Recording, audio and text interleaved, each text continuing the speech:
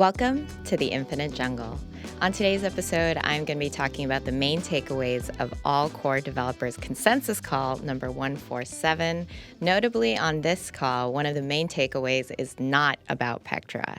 This time I will be talking about the gas limit debate.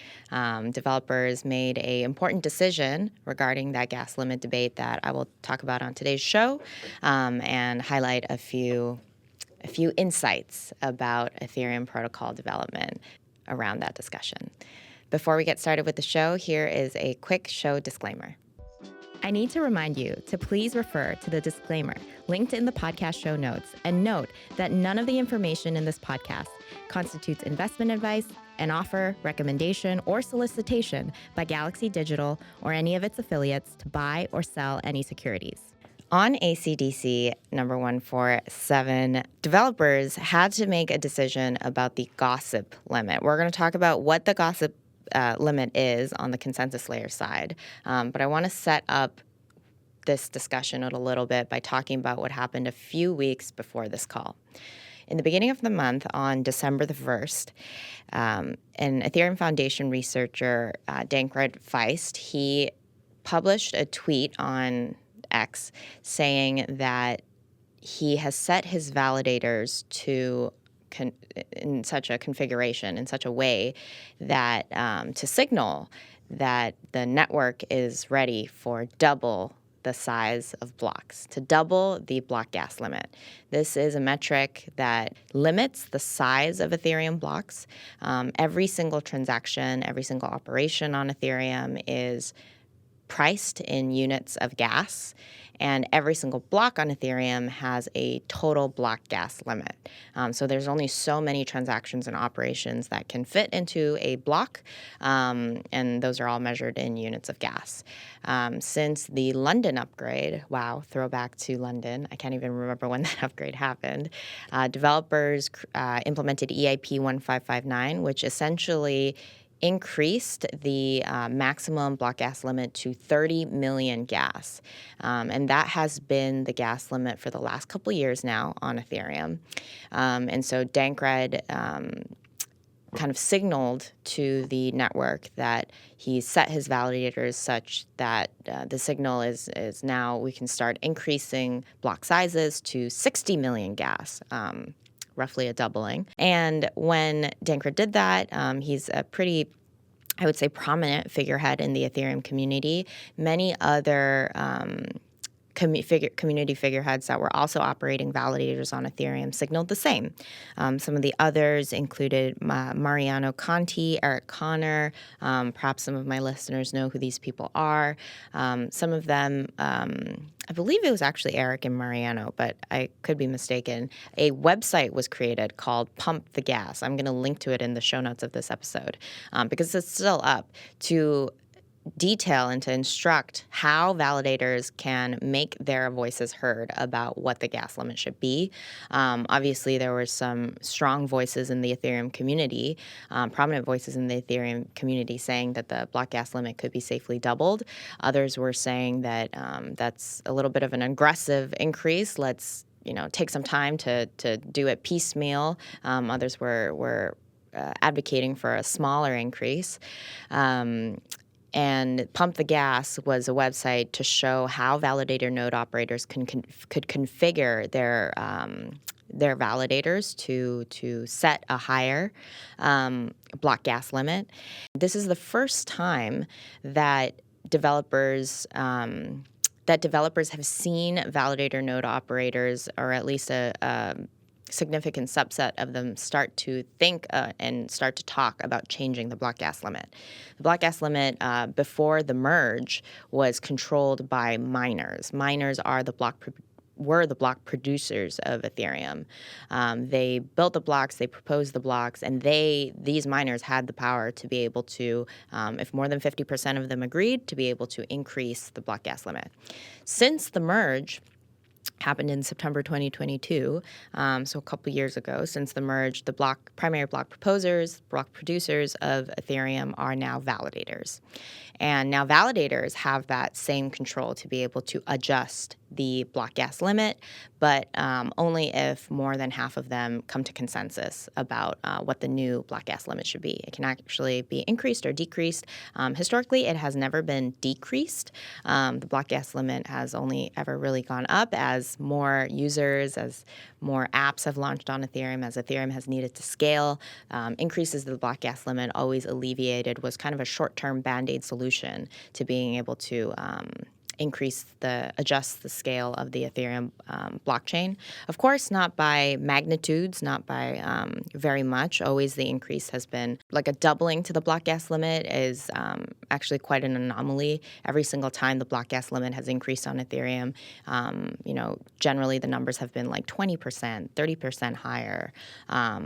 So doubling was actually quite the proposal. However, it has been a couple years, and in Ethereum's past, block gas limit increases before the merge happened at least I would say once a year. It's happened quite a few times. But again, when validators started to talk about it early December, this was the first time that the validator community was starting to exercise their power, or at least talking about doing so since the merge happened, since the proof of stake transition to proof of stake happened. So that discussion started on December 1st, and it went on for a couple of days until December 9th hit, and a blog post came out by Ethereum Foundation researcher Tony, by Nethermind developer Marek, and a couple of other people that had co-authored this blog post to kind of raise the alarm bell to say that actually a block gas limit increase doubling would would likely negatively impact the health of the network. Because there is a limit not on the execution layer side, but on the consensus layer side. There is a value called the gossip max size on the consensus layer, on the beacon chain. And this limits the size for the maximum acceptable uncompressed block to be gossiped, basically propagated through the networking layer of Ethereum.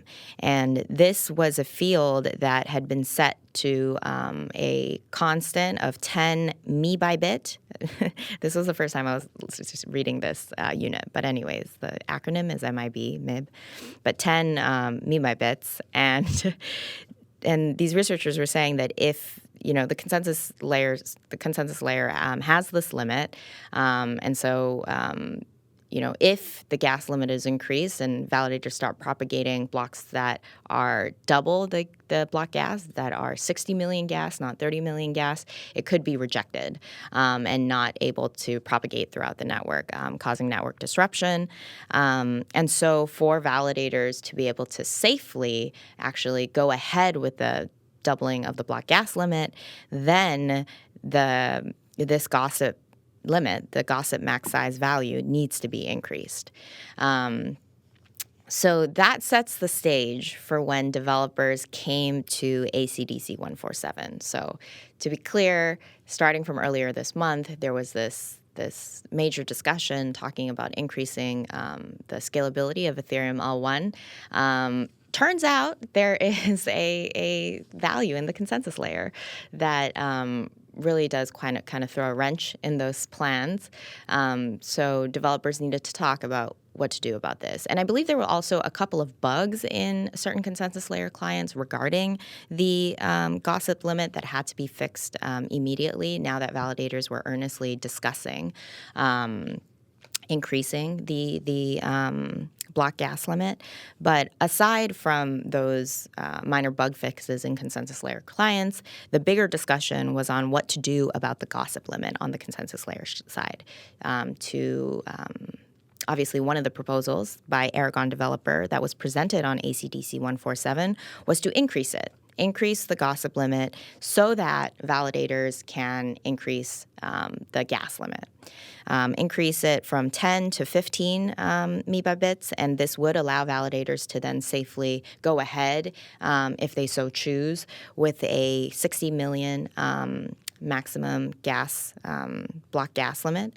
And some of the concerns raised was on how to implement this increase in a safe manner. Because if some validators increase the gossip limit and others do not, there could be blocks that are accepted by some validators but rejected by others. It would create this kind of dissonance in the validator set. So developers on the call were talking about whatever the solution is, whatever it is that we decide on, it has to be consistent across all the Ethereum consensus layer clients. And so one of the proposals that was shared was, if we do move forward with an increase to the gossip size, why don't we coordinate it around a hard fork, aka the Pectra upgrade, which is coming up in the next couple months, to be able to coordinate that increase. A couple of things that were mentioned on the call against that. Number one, Besu developer Paul Harris noted that some of the changes to the gossip limit have already started to happen across certain validators, and so actually a consistent plan for what to do in the immediate term before Pectra is needed now. And also the chair of the ACDC call, Ethereum Foundation researcher Alex, he also noted that there are some EIPs in Pectra, like namely Ep.7623, which caps the maximum size of Ethereum blocks, that will help alleviate some of the concerns around the gossip limit and the propagation of blocks that are too large. So it was clear developers needed to decide on something in the near term before Pectra, and there was quite a bit of, I would say, confusion on the call about what exactly the issue is and how to best address it. There were some developers on the call that were saying that this is a bug that needs to be fixed immediately. Other developers were not so sure in going that far and calling the gossip limit of 10 megabytes a bug. And so one of the things that kind of stood out to me about that conversation was that many developers were not on the same page about really even the basics of what this problem is. And so much of the conversation was on getting on the same page, of making everyone kind of aware of what this value is, what it does, and how it can be safely changed. Some of the more longer-term solution that are more, I guess, invasive changes that developers are discussing on the call in regards to this problem. Ethereum Foundation DevOps engineer Barnabas, he kind of proposed in the Zoom chat simply doing away with the functionality for validators to be able to control the block gas limit. This was an EIP that Geth developer Like Client had proposed a couple of, I would say, years back. He noted that he had created an EIP to remove the ability for validators to decide, as validators are not aware of the technicalities of the consensus layer. They were not aware that this value even existed. Heck, even Ethereum Foundation researchers like Dankrad were not aware that this value in the consensus layer existed that actually limits and makes it unsafe to double the block gas limit on Ethereum now. So one of the proposals was just to simply remove the ability for validators to change and to have the flexibility to exercise their power on the size of blocks on Ethereum. Another one was to make create a dependency so that when the gas limit changes, so does the gossip limit. So have some kind of a function such that the gossip limit updates kind of automatically and dynamically with the gas limit. But of course, doing any of this is, number one, contentious.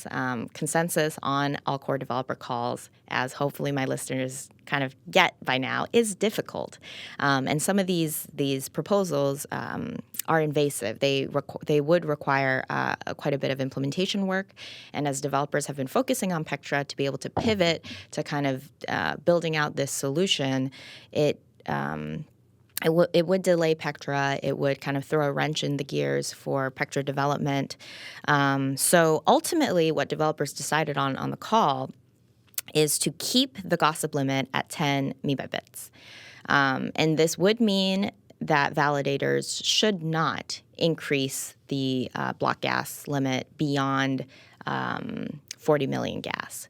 So with the 10 MB by bit limit, there is some wiggle room. Validators can increase. There are some validators that will likely still continue to push in the community for, say, an increase to 36 million gas from 30 million. But truly, like a doubling would create networking issues on Ethereum. Blocks would get missed. But as Alex had noted on the call, it doesn't seem likely that the majority of validators are going to vote in that way, especially now that word has gotten out that there is this value on the consensus layer that kind of constrains the maximum size of blocks on the gossip, on the peer-to-peer networking side. And so because it doesn't seem likely that there will be a significant or a major block gas limit increase in the interim, kind of keep the gossip limit at 10 megabytes, communicate that to the community, communicate that to validators, wait for Pectra, and in the interim, think and discuss more heavily what a longer-term solution would be to this gas gossip limit dependency. And this gives developers more time to consider what would be a good path forward. And secondly, if consensus layer teams notice that validators are still going to exercise their power to increase the block gas limit and do so with total disregard to the gossip limit and just simply go ahead with a big block increase, a block size increase, then consensus layer client teams can kind of what Alex called it a quote-unquote nuclear option, keep it in their back pocket to increase the gossip limit from 10 megabytes to 15 to be able to support that gas limit change. So one thing I want to highlight about this discussion, I do agree with the conclusion that was made from the call, which is it's not clear. There's no clear consensus on how to put forward kind of like a longer-term solution to the gas gossip limit dependency. Keep the limit to what it is today. If needed, increase it as a kind of like a hot fix, and continue to consider, like take some time to think about what is the right solution here, and also assess, given the assessment that it doesn't seem likely that validators are really going to move forward with such a radical increase to the block gas limit. I think the conclusion for the conversation made sense. However, I do want to highlight and stress how much of a close call this was for the Ethereum network. If validators on Ethereum did come to consensus a lot more rapidly than even developers could have caught with, this ACDC call, so coming together and deliberating, if the gas limit had been changed and had been doubled without knowledge and awareness about this very technical kind of value, this technicality in the consensus layer specifications, this could have resulted in major disruptions in the Ethereum network. And I think it highlights that there is far more complexity in the Ethereum protocol since the merge, such that there are prominent Ethereum community figureheads that don't have a full holistic view of what is healthy for the network. So now there are developers that are really focused on the execution layer, researchers that are very focused on the execution layer, client teams that are not, client teams that are focused more on the consensus layer. And when decisions about one part of the Ethereum protocol gets made, it has ramifications on other parts of the protocol that are not as widely known. And luckily, of course, the blog posts by Tony and some of the other Ethereum developers came out in, I would say, a pretty timely manner in about a week's time to kind of alert the community, hey, like, just so you know, like this has some ramifications on the consensus layer. It's not a safe kind of increase to go ahead with.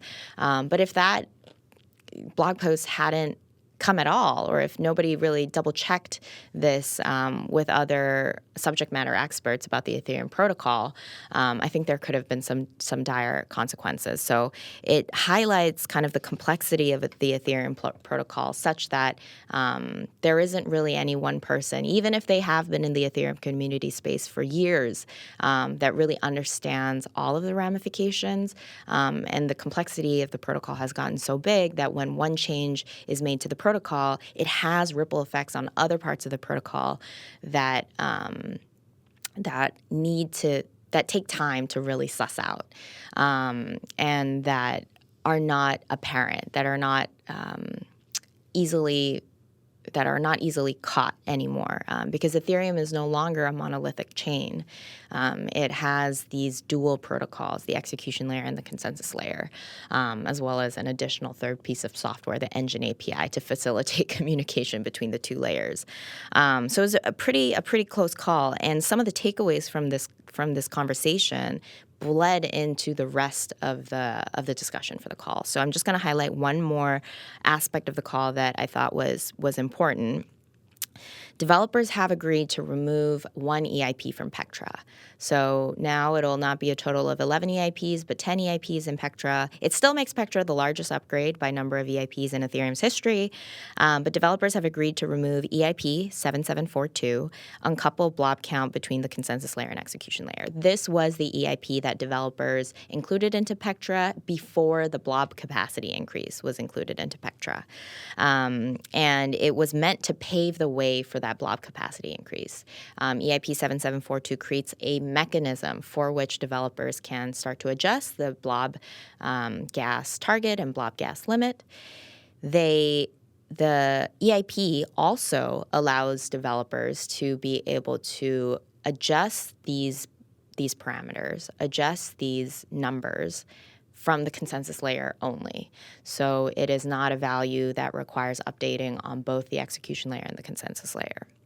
Upon further investigation, upon further nitpicking into the EIP, as client teams have been working on it for several weeks now, they have found several complications with the EIP.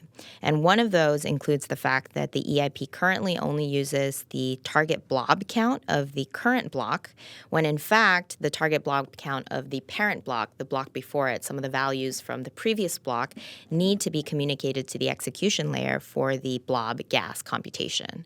So there are, again, this is a change primarily, it impacts both the consensus layer and the execution layer, but it creates a new mechanism such that the consensus layer can really dictate the blob capacity of Ethereum.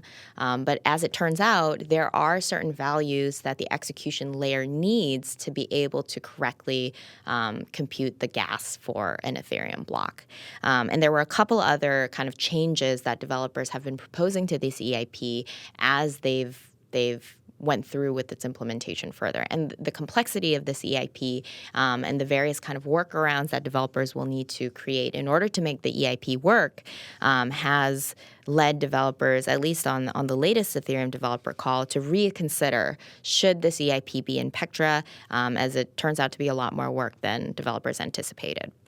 And lo and behold, there is another way that developers can update the blob capacity. They can update it by simply changing the values in the Genesis configuration. This is developers were saying on the call, this is a simpler way to go about increasing the blob capacity. It doesn't have the benefit, though, of moving forward, the consensus layer being able to dictate these changes to blob capacity. Changes to the Genesis configuration will mean that in the future, changes to blob capacity will require an execution layer and a consensus layer change. However, it is simpler, and it would ensure that the Pectra upgrade does not get delayed and perhaps contains a little bit less implementation risk because there's not as much complexity going into the upgrade. Most developers on the call were very much in favor of taking out EIP 7742. There was one person on the call that wasn't. As some of my listeners will know from the prior Infinite Jungle episode where I was covering an ACD call, it usually is one very prominent voice, one very strong opposing voice. And this time it was EF researcher Dankrad.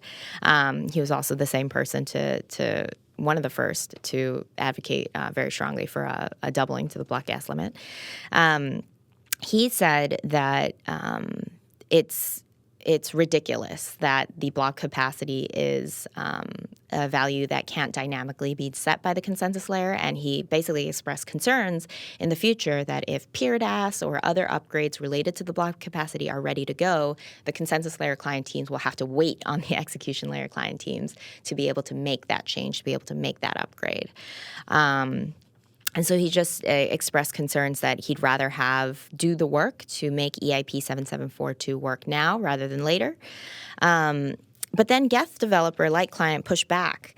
And I want to read out what LightClient said on the call, because I think it's an important quote that really does emphasize the point of Ethereum's protocol complexity and how there's lots of dependencies that developers are not aware of, at least from the get-go, and that they need to do deeper digging on. LightClient said, quote, "I just don't think these things are in pure isolation, like bumping this constant on the consensus layer for the gossip max size. This is not something that you could just mindlessly do, just as you can't mindlessly increase the blob limit with respect to the transaction pool on the execution layer. I think the conversation always is going to have to go both ways. There's always going to be discussion about the safety of doing these things. Has the other side implemented the necessary protections to deal with this higher load," end quote. I think what LightClient said on this call is very true.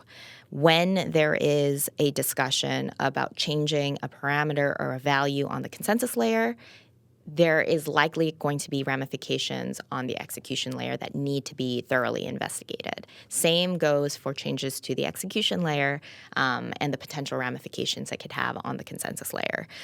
This higher complexity in the Ethereum protocol, I argue, should lead to slower upgrades. It should lead to slower decision-making on Ethereum.